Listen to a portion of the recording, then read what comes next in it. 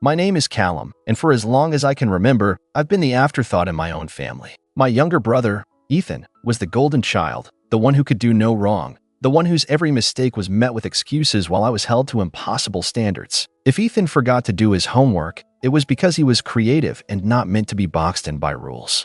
If I forgot, I was lazy and irresponsible. If you needed money for something, my parents would hand it over without question. If I needed money, well, why wasn't I working harder? Why wasn't I more like Ethan? I suppose I should have seen it coming. The favoritism, the endless enabling, the way my parents spoke about Ethan as if he were destined for greatness while I was just there. But I didn't. Not fully. Not until I saw the will. It was a rainy Sunday afternoon, and I had stopped by my parents' house like I sometimes did.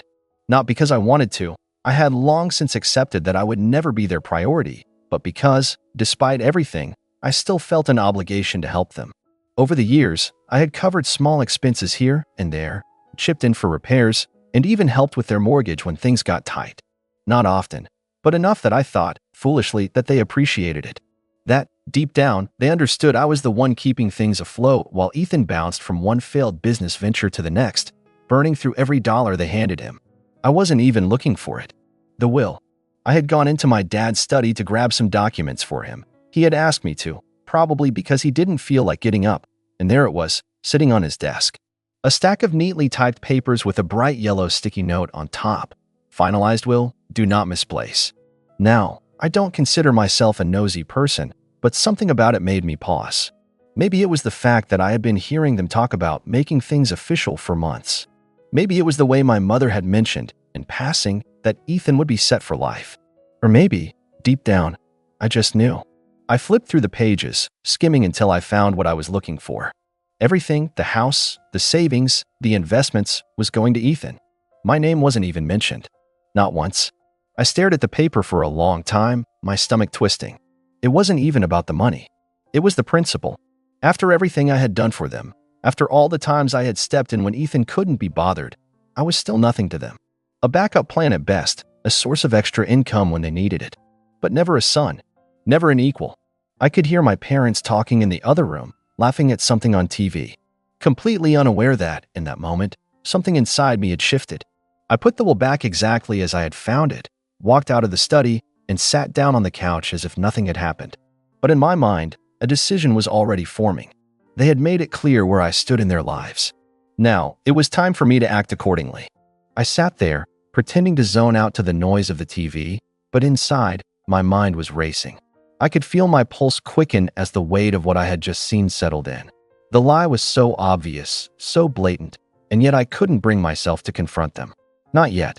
I wasn't ready to show my hand. I stayed on the couch for a while, silently watching my parents. They were in the middle of a conversation about some new show they were watching, completely unaware of the storm brewing in my mind. My mother, as always, was fussing over some small detail, her hands flitting around like she was orchestrating everything in the room, while my dad was slouched in his chair, half watching, half dozing. It was so typical, so painfully normal. But everything had changed. Finally, I cleared my throat. Hey, I was, just curious about something, I said, my voice sounding a little too casual even to my own ears. I had to play this cool. I couldn't let them sense anything. Both of them glanced over at me, as if they hadn't expected me to say anything. I could tell they were surprised I'd even spoken up. Maybe they thought I was just some background noise in their lives. What is it, Callum? My mom's tone was distracted, like I was interrupting her mental checklist for the week. I feigned nonchalance, leaning back a bit on the couch, trying to make it seem like the question didn't matter. I was just wondering, about the will. I'm pretty sure I overheard you two talking about it. My dad raised an eyebrow. What about the will? He sounded defensive, but then he quickly masked it with a lazy shrug. It's all set up. Everything's going to Ethan and you. Don't worry, son. He waved it off like it was no big deal. My mother, sensing that my dad was getting a little too flustered, jumped in. Oh, don't listen to your father. It's all equal, 50-50 between you and Ethan. She smiled at me, though I could see the slight tension in her face. We wanted to make sure everything's fair. We've been talking about it for months now. 50-50. Equal. The words hung in the air like a sickeningly sweet lie. My stomach twisted again, but I kept my face blank. Right? I said, nodding slowly, trying not to let my voice betray me. Just wanted to double check. Ethan had never been good with money. Everyone knew that, but my parents had always made excuses for him. It's just that Ethan is going through a rough patch, my dad would say. Or, Ethan's been trying to start his own business, and it hasn't taken off yet. He'll get it together, though. Meanwhile, I was the one who'd helped pay for their mortgage when they couldn't keep up, the one who'd picked up the slack when Ethan's business ventures went south. And now, here I was, watching them lie straight to my face. But I didn't call them out. Not yet. I wasn't going to let them know how much it hurt, how deeply the betrayal cut. No, I'd play along. Let them believe they could fool me. I wasn't ready to show my cards. Not until I had a plan. Good to know, I said, flashing a tight smile. I'll just, get going then. Things to do. I stood up from the couch and turned toward the door. Before I could leave, my mom called after me. Oh, Callum, just so you know, Ethan might need you to help with the bills a little more this month. He's really been struggling. I froze at the door, my hand on the handle, a bitter laugh bubbling up in my throat. Ethan struggling? That was rich. I turned around slowly, my eyes narrowing, but I didn't say a word. I just nodded. Of course, I'll talk to him later. And with that, I left. I had to get out of there before I said something I might regret. But I wasn't done. No, not by a long shot. This was far from over. As soon as I got home, I pulled out my phone, sat down, and stared at the screen. I could feel the anger building inside me, but I wasn't going to waste it. No, I needed to be patient. I needed to wait. And when the time was right, they'd see what it felt like to be left out. I just had to be careful, because this was going to get ugly. The next few days felt like a waiting game, but the more I thought about it, the more I realized just how far I'd been pushed. They thought they could use me, treat me like a safety net, all while pretending to care. But I was done. I had made up my mind. No more. I knew what I had to do. The first step was to cut the financial ties. It wasn't just the small stuff anymore. It wasn't just me paying for the occasional repair or sending a little extra money for groceries. This was bigger than that. It was time to cancel everything, every last little thing I'd been doing for them. So I started with the most obvious one, the mortgage. It wasn't much, but I had helped out a few times when they were behind. A couple of months, I'd chipped in a little here and there. Nothing major, just enough to make sure they didn't fall behind, enough to make sure they didn't have to ask for help. But now, they didn't need me. They had Ethan, the golden boy. I opened my bank app, stared at the screen for a moment, and then found the automatic payment I had set up for their mortgage. It had always felt like just another way I could be of use to them, but not anymore. I tapped the cancel button, just like that. The payment was gone. I hesitated for a split second, but then I thought about the will. The lies. The way they dismissed me, how they treated me like I was just there to fix their problems while they lavished attention on Ethan, the creative, one who never had to lift a finger. No more. The next step was the utilities. The electricity bill, the water, the gas. I had been covering some of that, too, when they were behind, as I was often the one they'd call when the bills piled up. Callum, could you help with this one? Just this month, they'd ask. And, like a fool, I'd say yes. No more. I pulled out the monthly payments and canceled everyone. It wasn't even about the money anymore. It was about sending a message. I didn't stop there. I thought about the car repairs I'd paid for when their old sedan started having issues, or the countless times I'd sent money when they needed a little extra for groceries, only for them to throw a lavish dinner party for their friends while I was left to scrape by.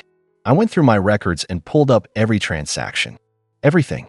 If they thought Ethan was going to cover their expenses, then let him. When I finished, I just sat there for a moment, letting the gravity of it all sink in. There was no turning back now. They would have to face the consequences of their actions. Ethan could step up, or they could face the reality of what it meant to burn bridges. But it wasn't just about the money, it was about control. They thought they could manipulate me, make me the invisible one, the one who always had to be there, always had to help. Well, now they'd see what it felt like when that crutch was taken away. I went through the rest of the evening with a kind of calm, detached satisfaction. My parents hadn't even called. They hadn't noticed yet. Ethan probably hadn't noticed either. But they would. They would soon enough. A few days passed in silence, but then came the first message. It was my mom, texting me out of the blue, and it made my blood run cold. Callum, the mortgage is due. No greeting. No small talk. Just that simple demand. It was exactly like I thought it would be. But this time, I wasn't going to help. This time, I was done pretending that they could continue using me as a fallback. I took a deep breath. My fingers hovered over the screen. For a moment, I considered ignoring it. I could just pretend like I didn't get the message. But that wouldn't be satisfying enough. I wasn't going to just leave them hanging. Instead, I replied, "I know. You should ask Ethan." I hit send, and then set my phone down on the table, watching it vibrate as if the universe was waiting for them to respond. I didn't care what they said. I didn't care how they tried to guilt-trip me or what kind of excuses they'd come up with. This was it. They had crossed the line. Now, they would have to deal with the consequences of their own actions. But deep down, I knew this was just the beginning. What came next? Well, that was going to be even harder for them to ignore. The seconds felt like hours, the phone sitting on the table vibrating again and again. I waited for a response, but honestly, I knew what would come. They always had a way of twisting things, playing on my emotions, using every ounce of guilt to get me to do what they wanted. It was the same old song and dance. But this time, I wasn't going to fall for it. The phone buzzed again, this time with a message from my dad. The screen lit up with his name, and my heart sank just a little. I wasn't sure what I was expecting, but it certainly wasn't this. "Callum, what do you mean by that? This is your family. Why would you not help us? We've always been there for you." There it was. The manipulation. The attempt to make me feel like I was the one who had wronged them. But I had already made up my mind. I wasn't about to let them gaslight me into submission again. I sat there for a few moments, staring at the message, thinking about what I was about to do. There was no more pretending. I couldn't ignore it anymore. I had to confront them. I picked up my phone, fingers trembling just slightly, and replied, keeping my tone as calm and measured as possible. "You want to know why? Because you lied to me. All this time, you've been treating me like a backup, like an ATM when it was convenient. You told me that everything was split evenly between me and Ethan, but you left everything to him in the will. That's the truth, isn't it?" I waited, heart hammering in my chest as I watched the 3 dots flicker on my screen. They were typing. A moment later, my mom's name popped up, the words cold and distant. "What are you talking about? The will isn't about that. It's not like that at all. We've always made sure things are fair between you two." I let out a quiet laugh, shaking my head, but I didn't want to give them the satisfaction of seeing my frustration. I typed back calmly, "I found it, Mom. The will. I read it. You left everything to Ethan." The reply came almost instantly, and I could feel the desperation in her words, even through the screen. "That's not true, Callum. It's not what you think. You're making assumptions, and you're overreacting. We told you both that we wanted to make sure everything was taken care of. Ethan's been struggling, and we thought it would be better for him to have it." My jaw tightened. Struggling? Ethan was a grown man. He wasn't a child. I had watched him throw away opportunity after opportunity, and yet they always coddled him. I wasn't going to let them continue to insult my intelligence. "You've always made excuses for him. You've always covered for him when he messed up, but when it comes to me, I'm just the one who helps pay the bills. I get it now. I don't mean as much to you. So if I don't, then fine. I'm done. I want nothing to do with this anymore." There was a long pause. For a moment, I thought they might finally realize that I wasn't playing their game anymore. But no. The next message from my dad proved I was far from the truth. "Callum, you're being unreasonable. You know we love you. You always have a place here. You're a son, too. We didn't mean to make you feel like you're not important. It's just, Ethan needs more help right now. He's always been the one who struggles, and he's been working so hard to turn things around." I could feel my anger starting to boil over, but I forced myself to breathe slowly, taking a moment to collect my thoughts. I wasn't going to get dragged into their web of lies. I had seen through them, and now I was going to make sure they knew exactly why I was done. "You really think I don't see through this? You think I didn't notice how Ethan never had to do anything? How I was always the one you came to when you needed something fixed? But when it came down to it, I was just the one who paid. The backup." My mom responded next, but her words had the same hollow tone. It was like she thought if she just kept repeating her excuses, I would eventually give in. "You're making this all about money. It's not like that. The will was just a formality, Callum. It was just a decision we had to make. We didn't want to leave him with nothing. It's not like you don't have your own life." I could feel my blood boiling, but I stayed firm, keeping my tone steady. "Don't act like this is some noble gesture. You didn't do this because you care. You did this because you think Ethan's entitled to everything while I'm just the one who takes care of the messes you make. You've been treating me like a backup plan for years. Well, I'm done. There was no response at first. I could hear the silence on the other end of the phone, like they were trying to come up with a new lie, a new excuse to pull me back in. But I wasn't going to fall for it. Finally, my dad texted again. "Callum, please. This is all a misunderstanding. You're our son. We didn't mean for it to be like this. We don't want to lose you." But it was too late for that. The truth had come out, and now there was no going back. I wasn't just going to be their safety net anymore. I wasn't going to pretend everything was fine while they built their lives around favoritism and lies. You already did. And I'm done. I hit send and stared at the screen, letting the weight of it all settle in. There was no coming back from this. And frankly, I didn't care. The days after I cut off all communication with them felt oddly calm. It was like a weight had been lifted off my shoulders, though I knew the storm wasn't over. I had to force myself not to think too much about it, not to wonder if they would come crawling back or try to guilt-trip me into helping again. For the first time in years, I was free from their manipulation. But then reality hit them hard. It started with a phone call from my mom. I ignored it. Then another. And another. Finally, after a week of no contact, I figured they were probably just getting desperate. I'd been getting the occasional text from my dad asking me to pick up the slack with bills, or some nonsense about how they were still family and needed my help.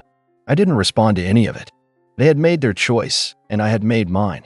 I started to hear from people around town about how my parents and Ethan were handling things. Word gets around fast in a small town. Apparently, my dad had tried to apply for a second mortgage, but the bank turned them down, saying their debt-to-income ratio was too high.